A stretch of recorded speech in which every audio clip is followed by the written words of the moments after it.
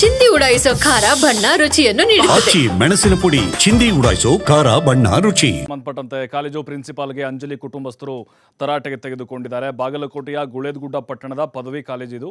ಸಹಪಾಠಿಗಳ ಕಿರುಕುಳದ ಬಗ್ಗೆ ಡೆತ್ ನೋಟ್ನಲ್ಲಿ ಆಕೆ ಉಲ್ಲೇಖವನ್ನು ಮಾಡಿದ್ಲು. ಆ ಡೆತ್ ನೋಟ್ ಕೂಡ ಪತ್ತೆಯಾಗಿದೆ. ಪ್ರಿನ್ಸಿಪಲ್ಗೆ ತರಾಟೆಗೆ ತೆಗೆದುಕೊಂಡಿದ್ದಾರೆ. ಅಮಾನುಷವಾಗಿ ಒಬ್ಬಳು ವಿದ್ಯಾರ್ಥಿನಿ ಸತ್ತು ಹೋಗ್ಬಿಟ್ಲಲ್ಲ, ಇವ್ರು ಯಾಕೆ ಆ ವಿದ್ಯಾರ್ಥಿಗಳಿಗೆ ಮೊದಲು ಎಚ್ಚರಿಕೆಯನ್ನು ಕೊಟ್ಟಿರಲಿಲ್ಲ? ಡಿಗ್ರಿ ಕಾಲೇಜಿದು ಗುಳೇದಗುಡ್ಡದಲ್ಲಿದೆ. BA ಫೈನಲ್ ಇಯರ್ ಓದ್ತಾ ಇದ್ದು ಅಂಜಲಿ ಅನ್ನುವಂಥ ವಿದ್ಯಾರ್ಥಿನಿ. ಸಹಪಾಠಿಗಳ ಕಿರುಕುಳ ಜೊತೆಗಿದ್ದವರೇ ಟಾರ್ಚರ್ ಮಾಡಿದಾರಂತೆ ಮೆಂಟಲಿ. ಈಗ 3 ವಿದ್ಯಾರ್ಥಿಗಳನ್ನು ಸುಮ್ಮನೆ ಬಿಡಬೇಡಿ ಅಂತ ಆಕೆ ಡೆತ್ ನೋಟ್ನಲ್ಲಿ ಬರೆದಿದ್ದಾಳೆ. ಇವತ್ತು ಕಾಲೇಜಿಗೆ ಭೇಟಿ ಕೊಟ್ಟರು ವಿದ್ಯಾರ್ಥಿನಿ ಸಂಬಂಧಿಕರು, ತರಾಟೆಗೆ ತೆಗೆದುಕೊಂಡ್ರು. ಹೆಂಗೆ ಕತ್ತೆ ಕಾಯ್ತಿದ್ರಾ ನೀವು? ಹೇಳ್ಬೇಕು ತಾನೇ ಟಾರ್ಚರ್ ಮಾಡ್ತಿದ್ದಾರೆ ಅಂಥೇಳಿ, ಅಥವಾ ಅವರಿಗೆ ವಾರ್ನ್ ಮಾಡಬೇಕು. ಕಾಲೇಜ್ ಸಿಬ್ಬಂದಿಗೆ ಹೇಳಿದ್ದಾರೆ. ಗುಳೇದಗುಡ್ಡ ಪೊಲೀಸ್ ಠಾಣೆಯಲ್ಲಿ FIR ಕೂಡ ದಾಖಲಾಗಿದೆ. ನೋಡಿ, ರ್ಯಾಗಿಂಗ್ ಪ್ರಕರಣಗಳು ಅಷ್ಟು ಈಜಿಯಾಗಿ ಅಂದ್ಕೊಳ್ಬಾರ್ದು. ಮಾನಸಿಕತೆ ಮೇಲೆ ಬಹಳ ಪರಿಣಾಮನ ಬೀರುತ್ತೆ.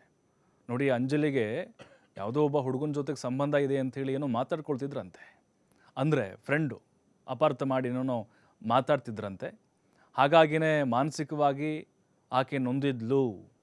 ಇದೆಲ್ಲವನ್ನು ಕೂಡ ಡೆತ್ ನೋಟ್ನಲ್ಲಿ ಉಲ್ಲೇಖಿಸಿದ್ದಾಳೆ.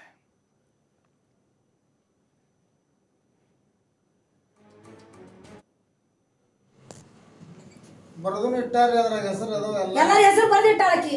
ನಾ ಸತ್ರುನ ಅವ್ರನ್ನ ಬಿಡಬೇಡ ಅಂತ ಹೇಳ ನೋಡ್ರಿ. ಏನ್ ಮಾಡ್ತೀರಿ ಇದಕ್ಕೆ? ಏನ್ ಮಾಡ್ತೀರಿ ನೀವು? ಉತ್ತರ ಕೊಡ್ರಿ. ನಾ ಆಲೆ ಪೊಲೀಸರು ಕಂಪ್ಲೇಂಟ್ ಕೊಟ್ಟಿನ್ರಿ. ನಾನು ಶಿವಶಾದನ ಮಾಡಾಳಕಿ ಬರ್ದಿಟ್ಟಾಳ. ಎಲ್ಲರ ಹೆಸರು ಬರ್ದಿಟ್ಟಾಳಕಿ. ನಾ ಸತ್ರುನ ಅವ್ರನ್ನ ಬಿಡಬೇಡ ಅಂತ ಹೇಳ ನೋಡ್ರಿ. ಏನ್ ಮಾಡ್ತೀರಿ ಇದಕ್ಕೆ? ಏನ್ ಮಾಡ್ತೀರಿ ನೀವು? ಉತ್ತರ ಕೊಡ್ರಿ. ನಾ ಆಲೆ ಪೊಲೀಸರು ಕಂಪ್ಲೇಂಟ್ ಕೊಟ್ಟಿನ್ರಿ. ನಾನು ಶಿವಶಾದನ ಮಾಡಾಳಕಿ ಬರ್ದಿಟ್ಟಾಳ. ಎಲ್ಲರ ಹೆಸರು ಬರ್ದಿಟ್ಟಾಳಕಿ. ನಾ ಸತ್ರುನ ಅವ್ರನ್ನ ಬಿಡಬೇಡ ಅಂತ ಹೇಳ ನೋಡ್ರಿ. ಏನ್ ಮಾಡ್ತೀರಿ ಇದಕ್ಕೆ? ಏನ್ ಮಾಡ್ತೀರಿ ನೀವು? ಉತ್ತರ ಕೊಡ್ರಿ. ನಾ ಆಲೆ ಪೊಲೀಸರು ಕಂಪ್ಲೇಂಟ್ ಕೊಟ್ಟಿನ್ರಿ. ನಾನು ನಮ್ ರೈಟ್ ಅದು, ಅವ್ರು ಮಾಡ್ಲೇಬೇಕದನ್ನ. ರಿಕ್ವೆಸ್ಟ್ ಮಾಡೋದಾಗ ಏನಿಲ್ರಿ ಇದ್ರಾಗ.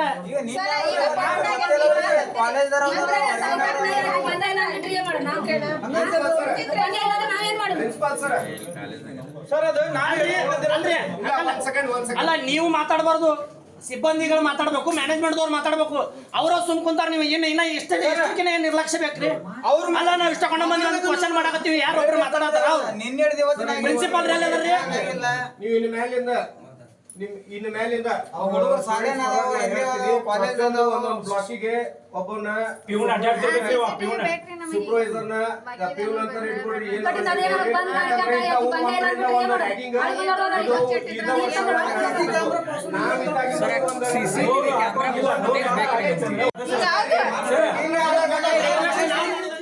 ನೋಡ್ತಾ ಇದ್ದೀವಿ, ಆ ಆತ್ಮಹತ್ಯೆ ಮಾಡಿಕೊಂಡಂಥ ವಿದ್ಯಾರ್ಥಿನಿಯ ಕುಟುಂಬಸ್ಥರು, ಕೆಲವು ಸಂಘಟನೆಯವರು ಬಂದು ಅಲ್ಲಿನ ಸಿಬ್ಬಂದಿಗಳಿಗೆ ತರಾಟೆಗೆ ತೆಗೆದುಕೊಂಡಿದ್ದಾರೆ.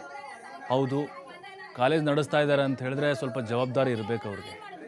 ಯಾಕಂದರೆ ಅಲ್ಲಿ ಭದ್ರತೆ ಅನ್ನೋದಕ್ಕಿಂತ ಮಾನಿಟರ್ ಮಾಡಬೇಕಾಗಿತ್ತು ಅವರು, ಏನಾಗ್ತಾ ಇದೆ ಅಂತೇಳಿ. ನೋಡಿ, ಬಹಳ ದಿನಗಳಿಂದ ಆಕೆನ ಟಾರ್ಗೆಟ್ ಮಾಡಿ ಅವರು ಸಹಪಾಠಿಗಳ ಜೊತೆಗೆ ಓದ್ತಾ ಇದ್ದಂಥವ್ರೆ ಒಂದು ಹುಡುಗಿ ಒಂದಿಬ್ಬರು ಹುಡುಗರು ಸೇರಿಕೊಂಡು ಮೆಂಟಲಿ ಬಹಳ ಟಾರ್ಚರ್ ಮಾಡಿದ್ದಾರಂತೆ. ರೂಮ್ನಲ್ಲಿ ಕೂಡ ಹಾಕ್ಕೊಂಡು ಆಕೆಗೆ ಅನುಬಾರದ ಪದಗಳನ್ನು ಅಂದು ಹಿಂಸೆಯನ್ನು ಮಾಡಿದ್ದಾರೆ. ಮಾನಸಿಕವಾಗಿ ನೋವನ್ನು ಕೊಟ್ಟಿದ್ದಾರೆ. ಮತ್ತಷ್ಟು ಮಾಹಿತಿ ಗುರು ಹಿರೇಮಠ ನೀಡ್ತಾರೆ. ಗುರು, ಆ ಕಾಲೇಜಿನ ಆಡಳಿತ ಸಿಬ್ಬಂದಿ ಬಹುಶಃ ಮೊದಲೇ ವಾರ್ನ್ ಮಾಡಿದ್ದಿದ್ರೆ ಆ ರ್ಯಾಗಿಂಗ್ ಮಾಡಿದಂಥವ್ರಿಗೆ ಅಂಜಲಿ ಬಲಿ ಆಗ್ತಿರ್ಲಿಲ್ಲ ಅಂತ ಅನಿಸ್ತಾ ಇದೆ. ಹೇಗೆಲ್ಲ ತರಾಟೆಗೆ ತೆಗೆದುಕೊಂಡಿದ್ದಾರೆ? ಈಗ ಮುಂದಿನ ಕಾನೂನಾತ್ಮಕವಾದಂತಹ ಕ್ರಮಗಳು ಹೇಗೆ ಆಗಬಹುದು? ಪ್ರಭು, ಖಂಡಿತ ಏನಂದ್ರೆ ಇಡೀ ರಾಜ್ಯಾದ್ಯಂತ ಇವತ್ತು ಎಲ್ಲರೂ ಕೂಡ ಸಂಭ್ರಮದಲ್ಲಿ ಇರುವಂತದ್ದು. ಅಂದ್ರೆ ರಕ್ಷಾಬಂಧನ ಸಂಭ್ರಮದಲ್ಲಿ